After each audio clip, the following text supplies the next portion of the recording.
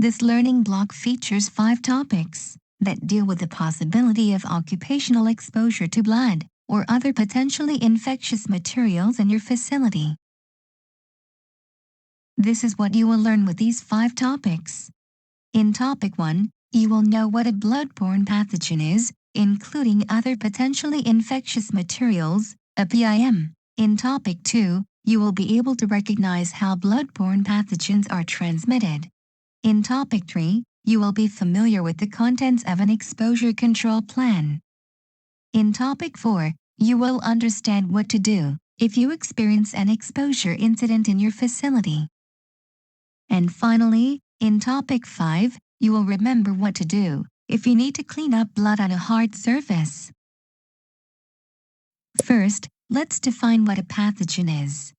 A pathogen is an infected bacterium, virus, or other microorganism that can cause disease when it enters your body.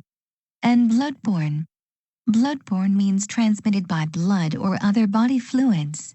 Bloodborne pathogens are present in blood or other potentially infectious materials, also called OPIM, such as blood, semen, vaginal secretions, torn or loose skin, and any fluid that is visibly contaminated with blood.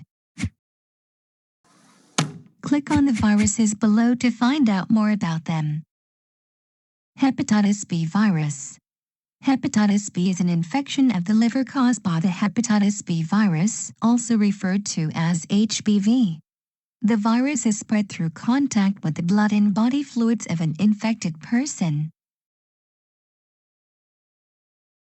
Did you know? The most common cause of transmission of blood-borne pathogens in your workplace is when an infected person's blood enters another person's bloodstream through an open wound. Contaminated sharps could include any contaminated objects that can penetrate the skin, including, but not limited to, broken glass, sharp metal, scissors, knives, blades, and needles.